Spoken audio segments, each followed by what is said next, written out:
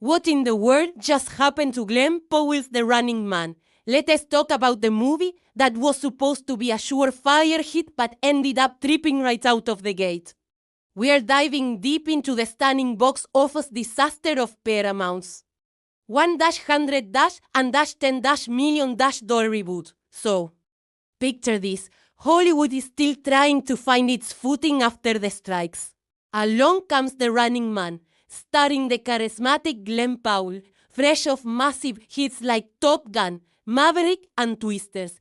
He's teamed up with the brilliant Edgar Wright, the director behind Baby Driver, the source material. A classic Stephen King novel, it sounds like a recipe for success, right? Well, not so much.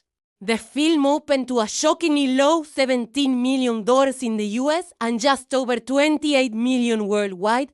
To make matters worse, it got completely steamrolled by Now You See Me, Now You Don't, which conjured up over $21 million domestically and a whopping $75 million globally. Ouch. So, what went so horribly wrong? Well, the story behind the scenes is almost as dramatic as the movie itself. A huge part of the problem seems to be a major leadership change at Paramount. The movie was greenlit by the old management, but when the new executives came in, let's just say they weren't exactly its biggest fans. This is a classic Hollywood problem. A new boss inherits a project they have zero passion for. Then, things got even messier. The marketing department had its own shakeup. The global marketing head left, and there was a period of limbo where no one knew who was in charge. The new marketing chief, Josh Goldstein, a guy known for pulling off miracles, didn't even start until mid-October, just a month before the movie's release. By the time he got there, the team was in disarray, and there was no clear direction for the final marketing push, even though the movie apparently tested well with audiences. Scoring in the high 80s, the studio was clearly nervous. They moved the release date around, first pitting it against Wicked, then Predator, Badlands, before settling on November 14th.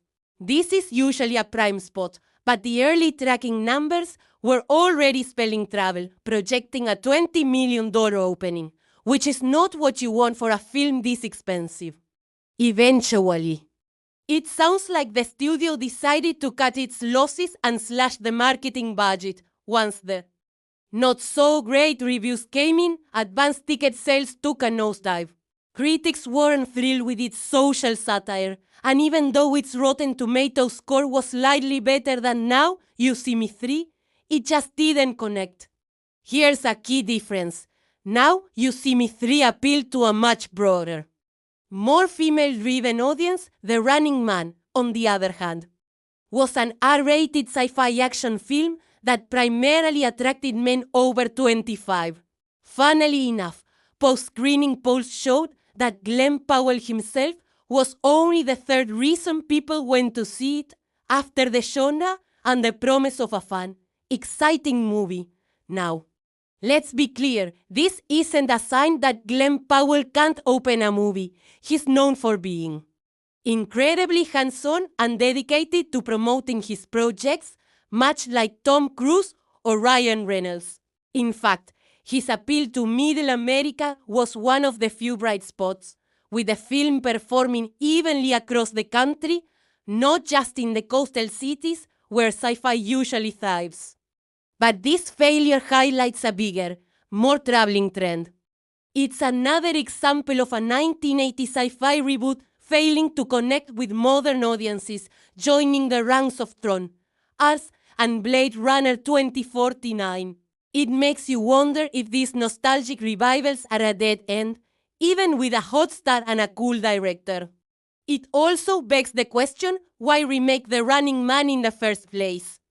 The original Arnold Schwarzenegger movie wasn't a massive blockbuster, it was more of a cult classic. The new film ended up appealing to the same niche audience of older men, failing to attract a new generation of fans. So, the dream of a new Running Man franchise has been put on ice, and it serves as a cautionary tale for Hollywood. It shows that even with a rising star, a visionary director, and a beloved book, a movie can still fall victim to internal politics, marketing missteps, and a simple failure to connect with a broad audience. What do you think went wrong? Was it the marketing, the R rating, or are audiences just tired of 80s reboots? Let me know your thoughts in the comments below. Thanks for watching. And don't forget to like and subscribe for more deep dives into the world of movies.